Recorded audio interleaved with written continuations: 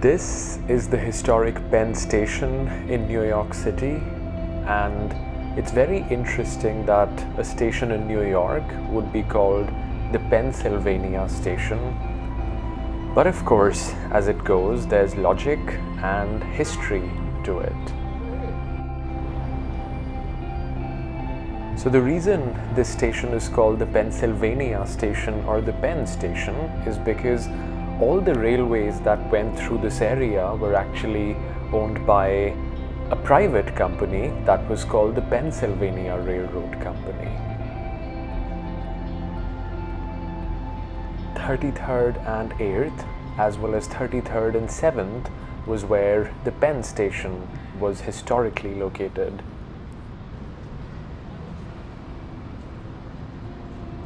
Of course, the Penn station is still very much here, but there have been significant changes.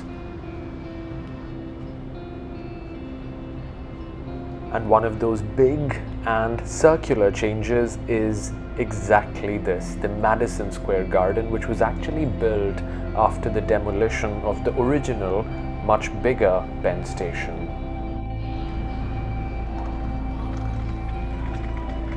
So yeah, the Penn station that you look at today is actually a much smaller and underground version of the original station here. Of course, as you can see, we are still in Midtown Manhattan, and our plan for today is to walk around in this area and try to go a little further south. That's of course the Empire State Building, and I feel almost like a criminal for not having addressed this sooner. I mean, we were looking at this building for the last few shots and I did not even mention it. That's almost criminal.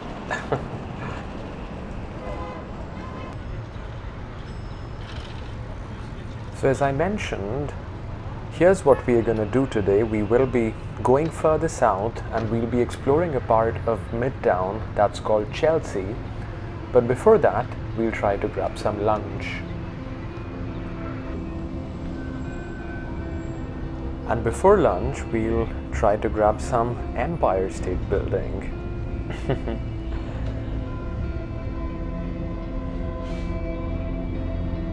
It looks extra beautiful on this bright New York day.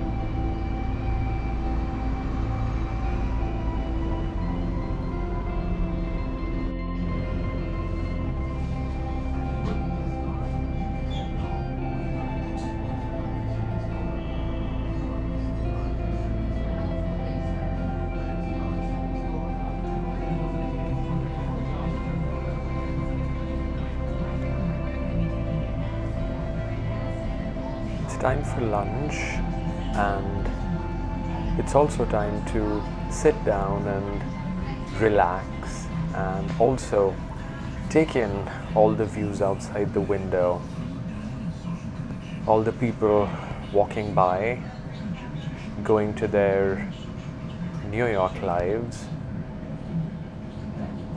It's the weekend today, it's Saturday to be specific, so maybe many of these people are just going to their leisure lives, probably not work lives.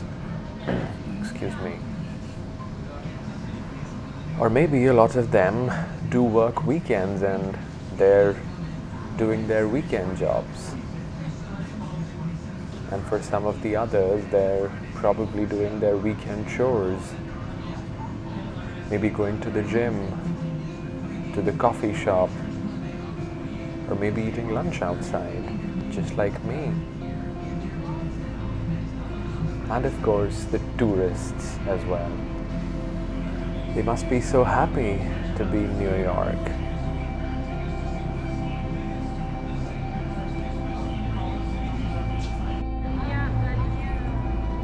Alright, so I am well fed and well relaxed.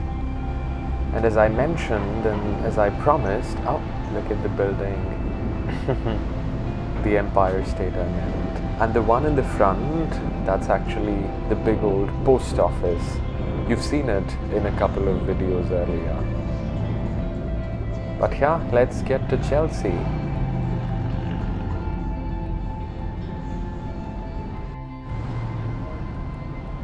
So I think it's time to pause and reflect a little bit. While I did skip over this building, the post office building that you see right in front, and actually just in the background, the green one is the building in which I lived many years ago. But yeah, the post office, it's actually a very significant building too, and it's older than the Empire State Building. We will talk more about it in another video very soon.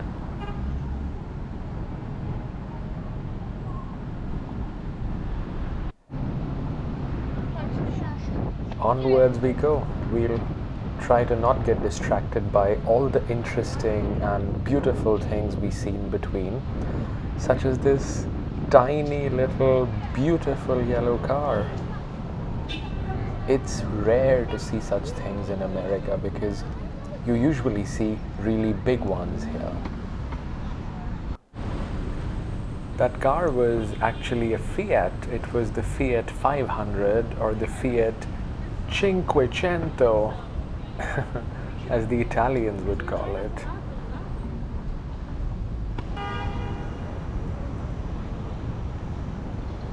And we are continuing to walk south on the 8th Avenue, which means the numbered streets would actually decrease from here.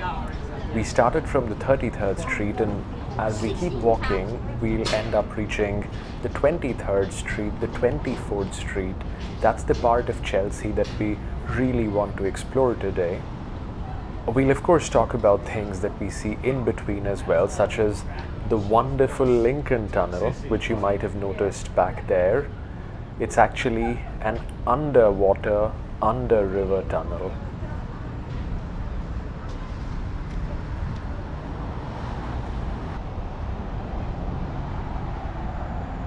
So as you can see, this is the intersection of 28th Street and 9th Avenue. And right here is a church that holds a lot of significance. This is the Church of the Holy Apostles, and the reason it's significant is because it's 150 years old, and at that time this was actually built as almost an extension or an outreach of another big church in Manhattan, which was called the Trinity Church. It's located in the south of Manhattan, and this church was actually built close to the Hudson River because there were a lot of immigrants who were working there, and this was in a way meant to reach to those immigrants and provide them a place where they could pray and find peace.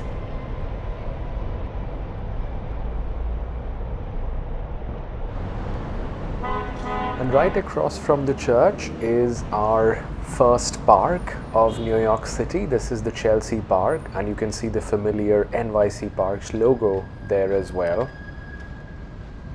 That placard looks a little too old.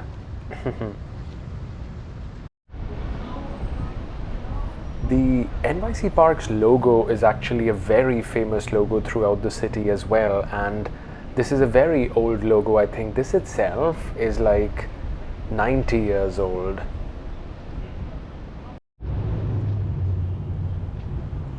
From Chelsea Park to Chelsea Houses. So the Chelsea Houses complex is actually a NYCHA housing complex. NYCHA is NYCHA, or New York City Housing Authority. And of course, a lot of people live here in subsidized housing.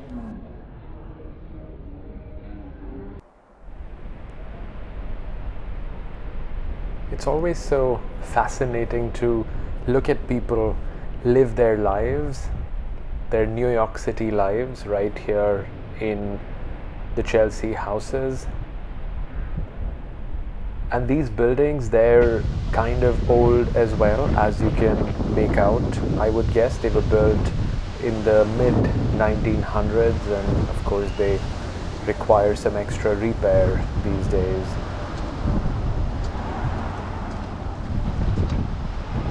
On the left side though are private houses.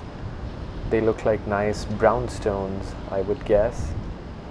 or more of the loft style houses, I think, if you look at the facade from here.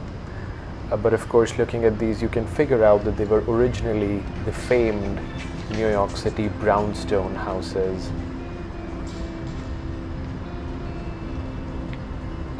So, as for the name of this neighborhood, Chelsea, as you would have guessed, there's a British connection here. There's also a neighborhood in London which is called Chelsea, and indirectly, this neighborhood also got that name.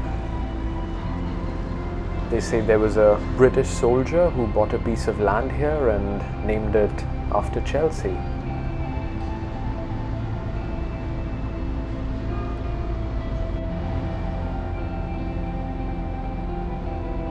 So the original foundations of Chelsea were laid in mid-1700s, but look at it now, we see all these bright new buildings right next to Chelsea.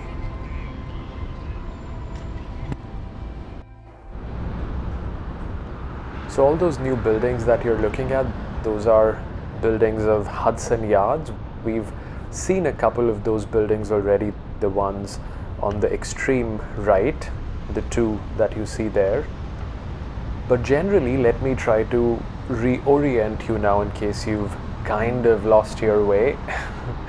So, of course, we are still in Chelsea, but we took a turn and started walking towards the Hudson River, and this street that we are on is actually the 25th Street. And what we are walking under is another extremely important landmark of Chelsea. It's actually the High Line. We'll be talking more about the High Line. In fact, we'll be literally walking the High Line in one of the upcoming videos. But for now, maybe I can give a quick introduction. So the High Line is a train line. It was built to bring stuff from the north parts of New York State, places such as the Hudson Valley, and a lot of that stuff would come into the city via that railroad, but the railroad was abandoned later on, and now what you see is the High Line.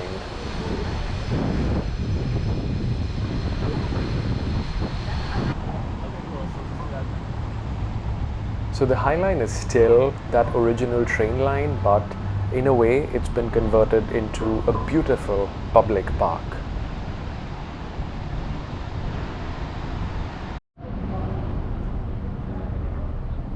From the High Line onto this beautiful building right in front of me, which was also the building where I worked many years ago. This is called the Starrett-Lehigh building, and it's an immensely important and even immensely historical building in this area. And it just so happens that I was also working in this building for almost close to a year.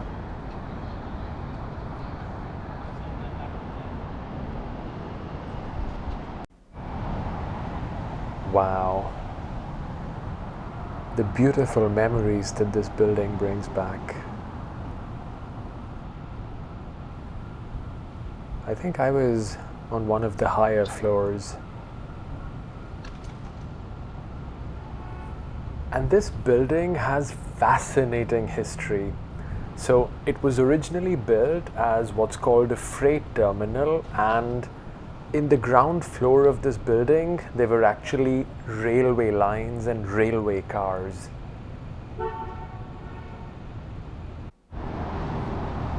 I know it's difficult to imagine railway cars and railway tracks, but the thing is, New Jersey, which is right across the river from here to the west, it actually had a big terminal of this railroad company called the Lehigh Valley Railroad, and their rail cars would actually be transported across the Hudson right into this building.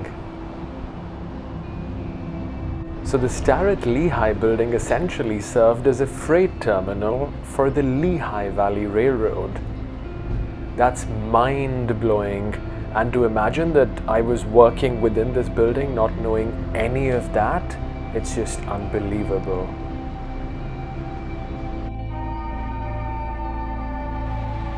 Looks like history always blows your mind.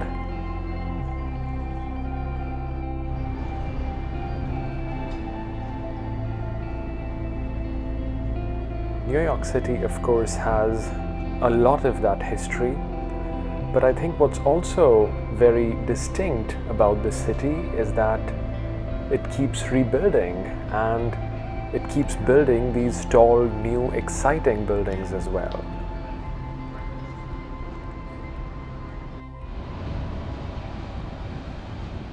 The tall buildings do require special fire protection, and that's what this setup is for.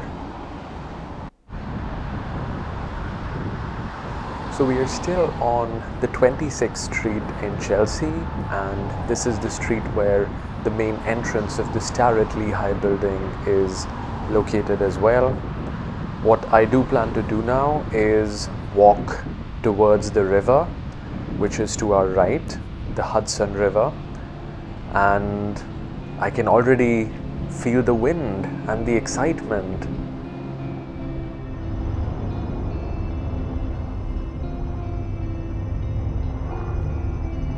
Here we are, right by the Hudson River, and this area is also a park. It's called the Hudson River Park.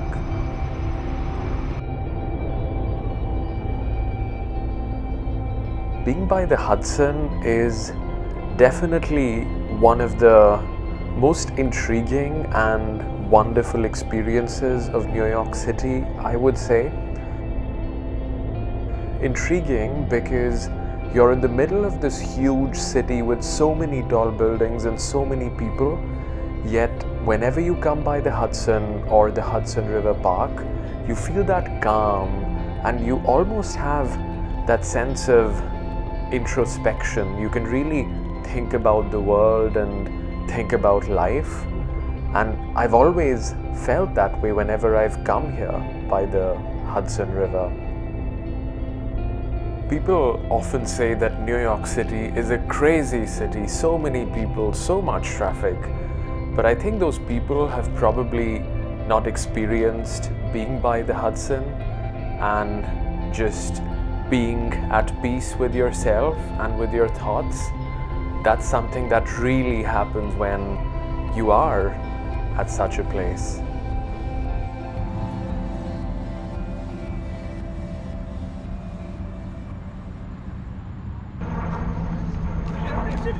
There's this sense of wonder and calm that you feel when you're by the river, especially on a beautiful day such as today.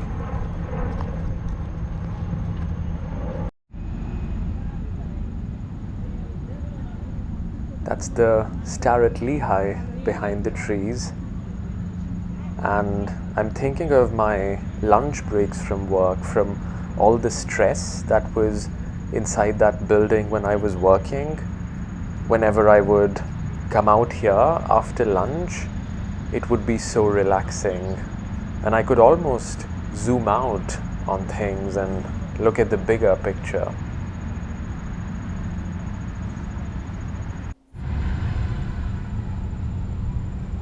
Of course, zooming out from the perspective of history, as I was mentioning earlier, if we go back 100 years, this area was an industrial base because the train carriages or the train carts, they would actually be transported across the Hudson and go right into that building.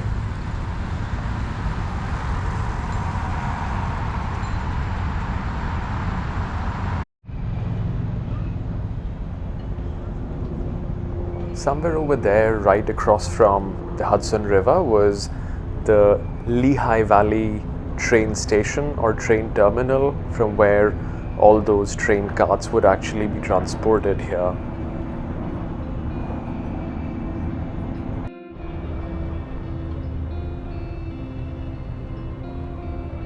This is such a special place. In fact, I remember this is also a place where I've often thought about so many goals that I try to set for myself, professional goals and personal goals. And as I was mentioning earlier, I think there's something about the calm and the water that makes you really zoom out on things and zoom out on life.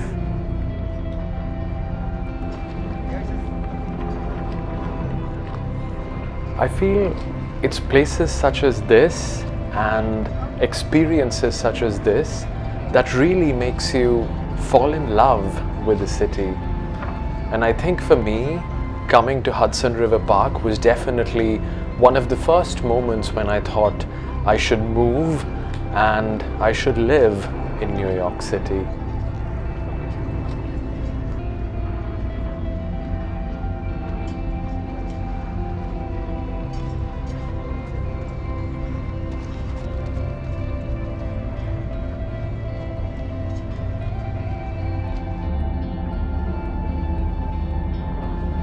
That's the Empire State Building.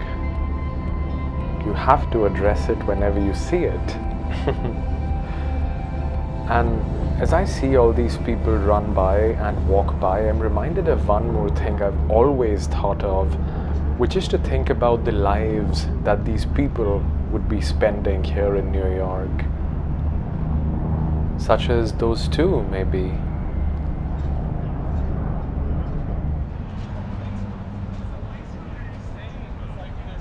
That's the entire length of the Hudson River Park, starting from all the way in the south to all the way up till the 59th Street. And that red arrow represents where we are. And somewhere in the north was also where that plane had landed in the Hudson River.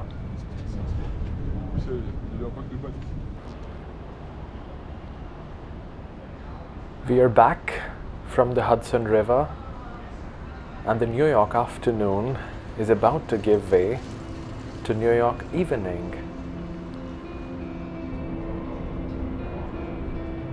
Of course, those blue skies reflected on this Chelsea glass window tell you that still quite a lot of the afternoon is left.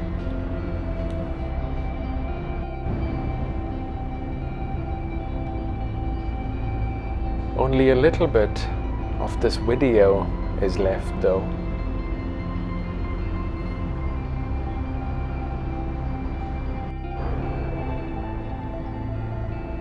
This is Chelsea, and I hope you've had a good time here.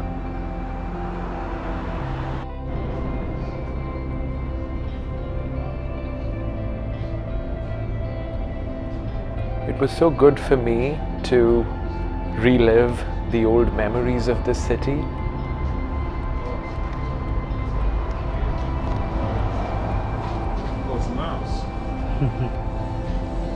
And to revisit the love that I have for this wonderful city. Of course, as I mentioned, this was Chelsea, which is a historic neighborhood and a part of Midtown Manhattan. There's of course a lot to explore in this city though, and we'll keep doing that because this is what I love, walking around and recording and exploring wonderful places.